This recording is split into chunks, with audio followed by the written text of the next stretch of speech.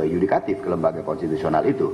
Kemudian juga ada situasi lain adalah bahwa ancaman terhadap azas jujur dan adil pemilu yang akan kita lakukan 14 Februari mendatang itu tidak bisa berlangsung dengan baik. Itu sehingga perlu kiranya ada urun rembuk terus-menerus dari, saya menyebutnya tokoh-tokoh bangsa, ya. Beliau-beliau keberatan disebut itu. Makin tua kadang-kadang makin arif gitu ya, jadi nggak mau disebut tokoh-tokoh bangsa. Mungkin karena nggak pernah tutup. Kalau toko kan ada buka pagi, malam tutup. Kira-kira itu. Jadi mereka itu kenapa mereka nggak mau disebut tokoh bangsa. Ya, pertemuan urun rembuk terus-menerus tokoh-tokoh bangsa ini sebesar dan sebanyak mungkin untuk dua hal. Yang pertama, saya mengutip kalimat Gusmus, memberikan nasihat kepada kekuasaan, kepada elite-elite politik, bahwa apa yang sudah berlangsung itu melukai perasaan kita semua. Walaupun kata-kata melukai belakangan kan sering disebut sebagai sok drama, sok sinetron, kebanyakan drakor. Tapi itulah yang perlu dilakukan oleh para budayawan, tokoh-tokoh lintas agama, iman dan keyakinan, kemudian juga para pembela-pembela demokrasi, pejuang-pejuang hak asasi manusia, juga termasuk mereka yang bekerja di ruang-ruang anti korupsi seperti Pak Eri Riana dan kawan-kawan. Yang kedua, Gusmus menganjurkan agar pertemuan-pertemuan itu dilakukan juga untuk menyerukan kepada warga masyarakat, kepada warga negara Indonesia, bahwa kita harus saling memahami situasi sekarang itu tidak enak. Kalau kita boleh ngutip istilah Pak Jokowi sendiri adalah Indonesia sedang tidak baik-baik saja. Karena itu nasihat-nasihat penting disampaikan juga kepada warga negara agar situasi tetap bisa adem, kekecewaan bisa disalurkan melalui saluran-saluran demokratis, sehingga sama-sama memperingatkan agar penguasa juga eling. Kira-kira itu pengantar dari saya. Mungkin Mas Lukman, Romo Beni, Mas Gunawan Muhammad bisa menambahkan, silakan. Ya. Saya sebetulnya agak tidak begitu bersemangat berbicara karena makan di rumah Gusmus itu enak sekali, jadi kenyang. Ya seperti dikatakan Alif tadi, kita ke Gusmus untuk soan, tapi juga untuk berbagi rasa, untuk saling menularkan semangat supaya kembali lagi ada kepercayaan pada, menurut saya, sesama. Karena zaman sekarang itu kepercayaan pada sesama itu sangat tipis. Pertama, banyak sekali kebohongan yang juga diucapkan oleh presiden dan orang-orang lainnya. Kedua, karena semua ini sekarang ini bisa dibeli, kesetiaan bisa dibeli, suara bisa dibeli, kedudukan bisa dibeli. Jadi apa yang ikhlas itu sudah mengalami erosi yang berat. Nah, kalau sebuah masyarakat kehilangan saling percaya, ya selesai. Kami ingin itu tercegah, tidaknya di kalangan yang sedikit kelihatannya, tapi sebenarnya banyak pengaruhnya, sehingga bangsa ini bisa menempuh perjalanan yang lebih lama. Terutama menjelang pemilihan umum dan pemilihan presiden, yang menurut saya makin mencemaskan karena aturan bersama mulai dibongkar-bongkar, bahkan dirusak. Terjadinya skandal saya sebut di Mahkamah Konstitusi menunjukkan itu. Belum lagi nanti saya dengar pemaksaan penutupan saluran suara dan sebagainya. Kalau itu terjadi, Pilpres yang akan datang itu bisa tegang. Mestinya ada yang menang, tapi kemenangan itu kemenangan yang kosong. Karena yang menang sebenarnya itu kalau ada legitimasi, bukan hanya legalitas. artinya diterima, masuk akal, dan masuk sesuai dengan hati nurani. Ini yang mungkin tidak terjadi. Siapapun yang menang akan cacat. Dan cacat kepada mereka itu akan terbawa terus, sehingga politik tidak akan berlangsung dengan sehat. Kami ingin supaya itu tidak berlarat-larat. Kita tidak bisa, kami yang di sini-sini kan, apalagi saya yang paling tua, tidak akan sanggup mengatasi itu semuanya, tapi paling tidak seperti kata Gusmus, mengingatkan, menasihati. Ya, menasihati kata yang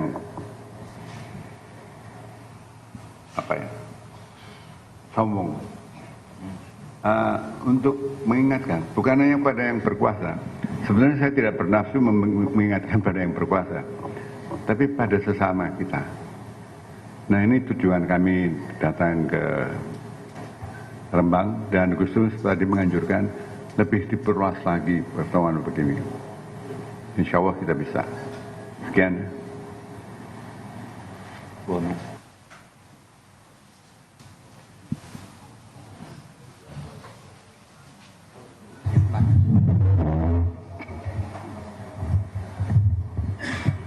Assalamualaikum warahmatullahi wabarakatuh. Selamat siang, selamat sejahtera untuk semuanya. Saya tadi ke Gusmus untuk urusan pribadi saya. Saya curhat kepada Gusmus sebagai guru saya setelah suami saya Cak Nur meninggal.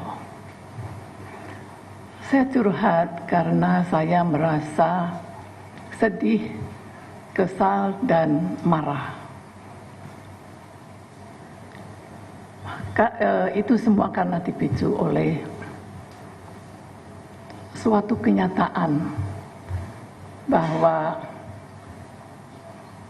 KKN, korupsi, kolusi, nepotisme, yang kita perjuangkan pada reformasi 1998, dan itu merupakan tujuan utama untuk kelangsungan negara ini, itu tidak ditunaikan secara sungguh-sungguh.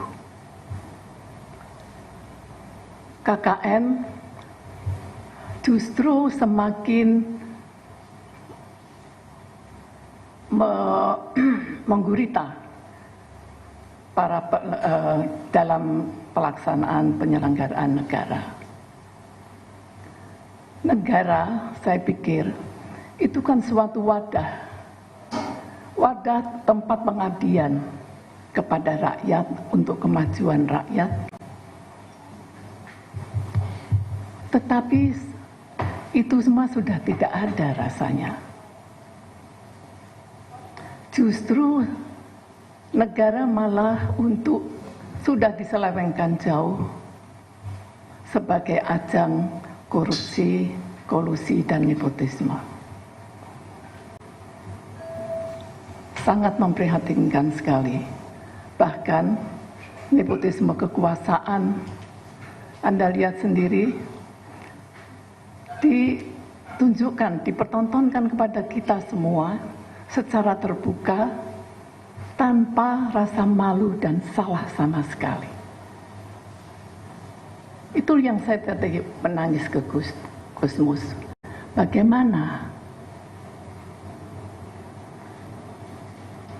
kita haji malah ngantri-ngantri, umroh selalu penuh, gereja juga penuh, ya kan, Romo?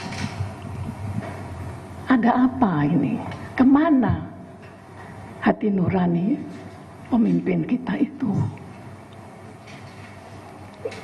Padahal melalui seminar atau webinar para tokoh-tokoh agama, para seniman, para mahasiswa, para cendekiawan, para tokoh masyarakat sudah sering mengingatkan bahayanya KKN ini untuk keberlangsungan negara yang kita cintai ini.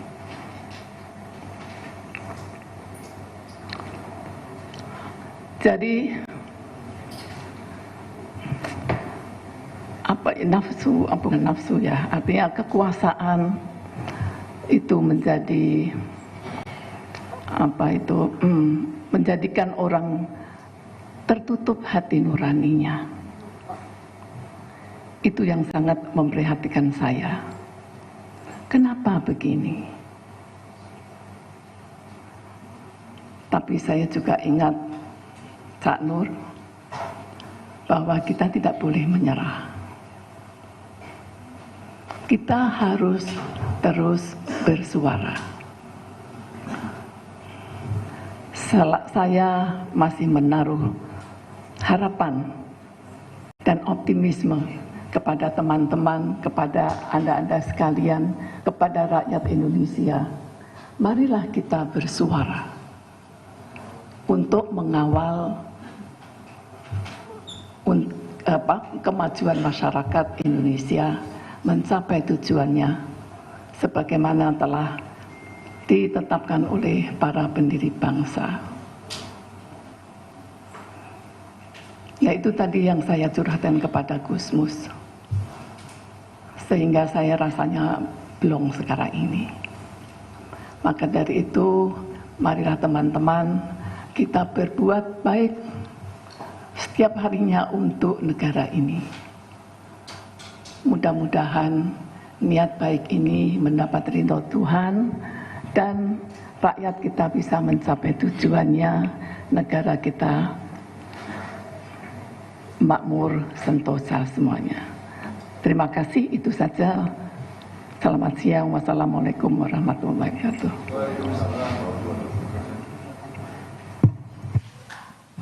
Terima kasih Bu Omiko Maria Majid. Jadi judulnya mungkin kita bisa bilang seperti disampaikan oleh Mbak Omi tadi, di dalam juga tadi waktu soal nama Gusmus ada menyebut kata, kami ini wadul. Semua orang Jawa ya, atau paling tidak kenal bahasa Jawa. Wadul, ngadu kepada Gusmus. Apa yang diadukan adalah concern terhadap nurani yang tadi disebutkan oleh Mbak Omi, nurani yang terkoyak, mempertanyakan mengapa Republik ini dikelola seperti tanpa hati nurani. Bukan peraturan. Peraturan bisa dibuat, tetapi nurani yang sebetulnya kita masing-masing memiliki, ternyata itu tidak diindahkan. Mas Lukman, monggo. Ya, kenapa kami sowan silaturahim ke Gusmus? Karena kami merasa beliau adalah sosok yang memiliki kejernihan berpikir dan kedalaman rasa. Jadi kami ingin, selain silaturahim tentu sowan, kami sebenarnya ingin mengkonfirmasi apakah yang kami rasakan, apakah yang kami alami, yang kami ketahui dari beragam sumber informasi itu juga dirasakan oleh beliau. Jangan-jangan kami salah juga itu, karena tadi itu kejernihan berpikir, kedalaman rasa pada diri beliau sesuatu yang selalu menjadi teladan bagi kami. Dan setelah hampir semua kami tadi menyampaikan curhatnya gitu ya, beliau langsung mengatakan bahwa beliau merasakan hal yang sama. Jadi secara eksplisit beliau mengatakan bahwa apa yang disampaikan itu sebenarnya refleksi dari yang dirasakan oleh masyarakat kita. Jadi ini bukan pikiran elitis, bukan analisis kaum intelektual dan seterusnya, tapi ya karena beliau juga merasakan hal yang sama dan beliau memang hidup di tengah-tengah masyarakatnya, maka ini refleksi atau curhatan ini semua hakikatnya adalah apa yang terjadi di tengah-tengah kita. Oleh karenanya beliau menekankan bahwa kita harus kembali kepada nilai. Beliau mengatakan saat ini kita sedang mengalami krisis nilai, dan ini tidak hanya dialami oleh sebagian penyelenggara negara, tapi juga masyarakat secara keseluruhan. Bahkan beliau secara khusus tadi mengatakan kepada saya, boleh jadi sebagian penyelenggara negara tidak berperilaku, tidak bersikap sebagaimana yang kita harapkan, itu juga karena sebagian masyarakat kita juga mengalami krisis nilai yang sama. Oleh karenanya beliau berseru tadi, politik itu tanpa dilandasi nilai, tanpa menerapkan azas-azas kepatutan, kepantasan tanpa menggunakan etika moral, politik itu hanya sebatas alat saling berebut kuasa saja. Oleh karenanya bagaimana kebudayaan yang hakikatnya adalah mengangkat kembali, menyadarkan seluruh masyarakat kita dan seluruh penyelenggara negara kita untuk kembali kepada nilai-nilai luhur, etika, moral, dan seterusnya, itu harus terus digaungkan, tidak hanya menggugah kesadaran kolektif kita sebagai bangsa, tapi juga bisa diimplementasikan di semua sektor, di semua aspek kehidupan kita. Jadi itu sekedar tambahan yang ingin saya sampaikan dari apa yang tadi telah disampaikan.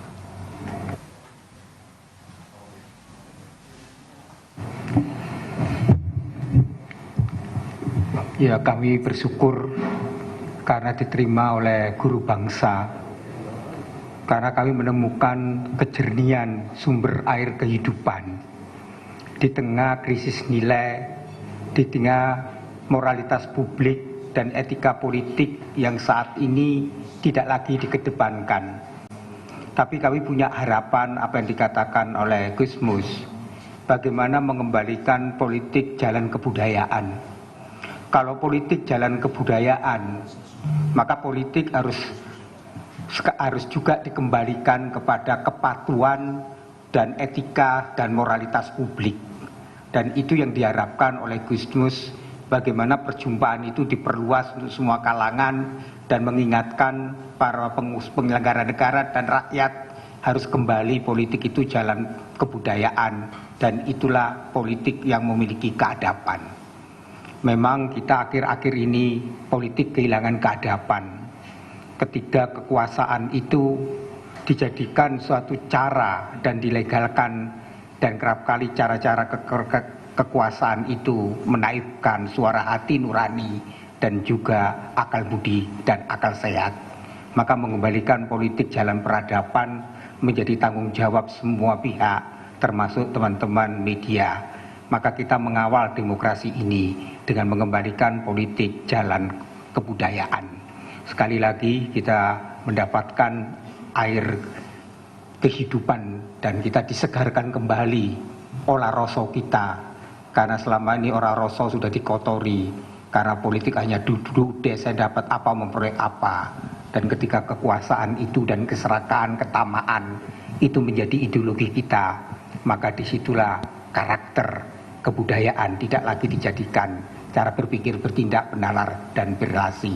Ini semua kesalahan kita juga, dan kita harus berani mengoreksi juga, karena selama ini kita semua terlengah, kan kita kerap kali tidak mau mengingatkan kekuasaan dan masyarakat bahwa politik itu bukan semata-mata saya dapat apa mereka apa, tapi politik itu adalah menghormati martabat kemanusiaan. Dan martabat kemanusiaan itulah yang sekarang ada kesan diinjak-injak. Maka kita mengembalikan politik jalan kebudayaan. Terima kasih teman-teman atas segala dukungannya, dan kita semua harus mengoreksi kesalahan ini, karena ini kesalahan kita bersama. Terima kasih Romo Beni. Abah Heri. Baik, Assalamualaikum warahmatullahi wabarakatuh. Saya hanya ingin menambahkan satu hal yang kami sepakati juga, bahwa Gusmus mengajak kita untuk bersangka baik. Tidak semua penyelenggara negara seperti yang kita khawatirkan. Sebagian besar mungkin masih bisa kita harapkan, oleh karena itu masih ada harapan melalui pemberian nasihat. Ya, Gusmus tadi menyampaikan secara tegas, kita nasihati pemimpin kita dan kita nasihati juga masyarakat. Di masyarakat tenang, sebagian besar penyelenggara negara pasti masih memiliki nurani. Yang tidak memiliki itu sebagian kecil yang kebetulan memegang kekuasaan. Jadi Gusmus menggarisbawahi itu dan kami juga sepakat dengan itu. Dan untuk itu tentu perlu bantuan kita semua. Terima kasih. Terima kasih. Gus Wahyu, monggo. Sepatah, tiga patah kata. Oke. Terima kasih. Mbak Nong, mau ada tambahan?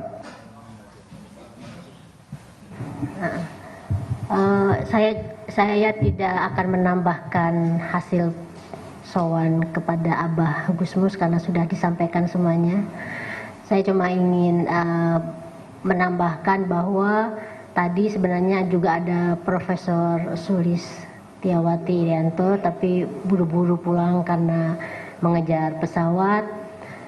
Yang kedua, mestinya memang ada lewat Zoom yang tidak bisa hadir bersama kami untuk bertemu dan sowan ke Gusmus, seperti misalnya Ibu Shinta Gusdur ya, terus ada Profesor Renal Kasali, ada Ibu Riris Sarumpait, Mbak Natalia Subagya, ya Pak Bante, ya terus ada Pendeta Gumar Boltom dari PGI, Pak Andrea Siwangu dari Kupang, ada Romo Magnis juga, beliau sangat concern juga, tapi sekarang lagi di Pontianak.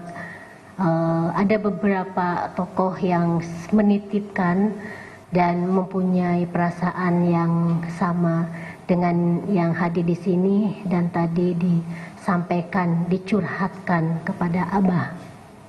Itu aja yang ingin disampaikan, dan mudah-mudahan seperti kata Abah Gusmus ya, kita nggak berhenti untuk terus-menerus mengingatkan, memberikan nasihat gitu, dan semoga ini bukan yang terakhir, karena pesan beliau juga kan harus diperluas juga gitu, supaya mungkin bisa didengar oleh pemimpin kita dan juga masyarakat. Itu aja tambahan dari saya, Liv. Terima kasih. Terima kasih Nong Mahmada. Dari teman-teman, kalau ada langsung satu, silakan langsung Mas sebelah kanan ya.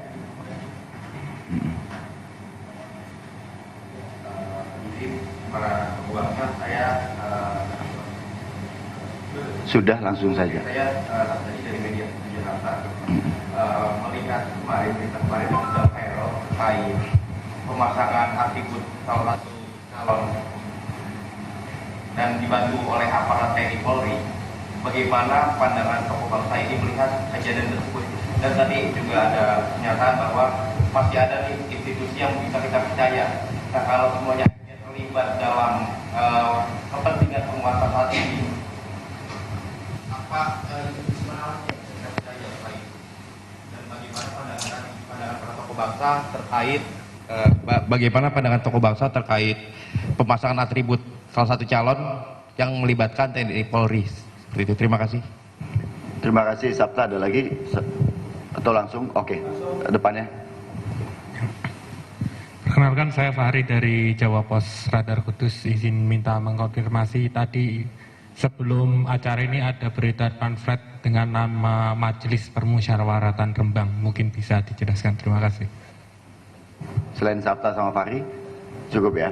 Oke, Mas Sabta nanti bisa dijelaskan oleh Pak Lukman, tapi isu yang spesifik mengenai pemasangan, spanduk dan sebagainya itu memang belum disikapi secara, maksudnya kita belum menyikapinya, tapi harus ada kewaspadaan bahwa penggunaan aparatur negara itu akan membawa pemilu 14 Februari mendatang tidak bisa dipercaya publik sebagai satu pemilu yang jurdil. Itu yang digarisbawahi. Mas Lukman, ada tambahan? Ya, jadi pertama perlu dikonfirmasi terlebih dahulu informasi itu, apakah betul itu dilakukan oleh aparat negara gitu. Yang kedua, andai pun terkonfirmasi bahwa itu dilakukan oleh aparat negara, kami masih penuh berharap bahwa itu bukan merupakan kebijakan institusional. Jadi kami masih percaya betul bahwa TNI Polri tetap berpegang pada undang-undang, bahwa netralitas dari kedua alat negara itu adalah sesuatu yang niscaya, Yang tidak bisa tidak, ya harus menjadi kewajiban yang harus ditunaikan.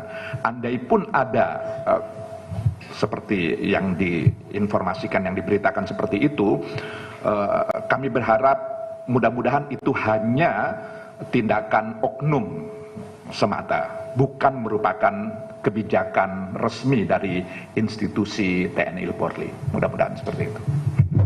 Iya, Bung Fahri, jadi pertemuan tadi adalah pertemuan pertama, gitu ya. Teman-teman silakan menamakannya seperti apa, bebas kasih judulnya. Kalau flyer yang beredar itu memang keinginan dukungan kan banyak sekali sebetulnya, dan informasi mengenai peristiwa ini atau pertemuan ini sangat banyak. Karena itu tentu ada keinginan untuk memberi judul yang flyer diterima itu namanya keren kan sebetulnya kan ya, Majelis Permusyawaratan Rembang gitu ya kan, MPR akhirnya gitu. Jadi MPR juga bisa kita sebut kelak sebagai Majelis Penasehat Republik. Tapi pesan Gusmus adalah yang paling pertama tadi saya sampaikan adalah ini diperluas. Majelis-majelis ini gitu ya. Ini kan majelis ya. Betul kan Gus Wahyu ya? Istilahnya kan majelis pertemuannya. Menjadi taklim atau tidak taklim kan itu urusan berikutnya. Diperluas, diperbesar sebagai satu forum untuk memperingatkan kepada kita semua, terutama kepada mereka yang berkuasa, dan kita semua adalah juga warga yang berhak untuk menyampaikan suaranya. Tadi Bu Omi juga menggarisbawahi menyampaikan apa nuraninya. Nah, ini harus diperluas seluas mungkin. Tidak hanya teman-teman yang ada di Indonesia, tapi juga warga negara Indonesia yang ada di luar negeri, yang sedang bekerja, yang sedang studi. Jadi ini semacam, kalau bahasa saya, ya, Gusmus boleh menyebut nasihat karena beliau orang tua. Mas Gun juga sebagai orang tua. Kalau saya kan tentu tidak berhak untuk menasihati. Jadi kaum muda bisa bilang kami menyerukan, gitu. Mas Gun dengan rendah hati juga bilang kalau menasihati mungkin agak sombong. Tapi sebetulnya sebagai orang tua, ya berhak untuk jewer ya, gitu kan, atau cengkiwing gitu loh, gitu. Jadi itu penjelasannya Mas Fahri. Teman-teman yang lain? Baik, apabila demikian, terima kasih teman-teman. Sabta nanti bisa yang berikutnya ya. Terima kasih atas kehadiran teman-teman sekalian. Ini satu ikhtiar kita bersama. Tidak hanya yang ada di sini dan nama-nama yang disebutkan oleh Nong Mahmada tadi, tapi juga saya kira juga dari teman-teman media yang paling punya potensi untuk hidup tidak enak apabila kebebasan bersuara, kebebasan menyampaikan pendapat di Republik ini dibatasi. Media adalah pihak paling pertama yang akan terancam, karena media adalah penjaga demokrasi itu sendiri. Mereka yang kita amanatkan untuk memelihara demokrasi, yaitu lembaga-lembaga yang ada, eksekutif, yudikatif, dan legislatif, celakanya hari ini adalah menjadi lembaga yang justru mengancam demokrasi. Karena itu ini kerja kita bersama. Terima kasih, selamat sore teman-teman.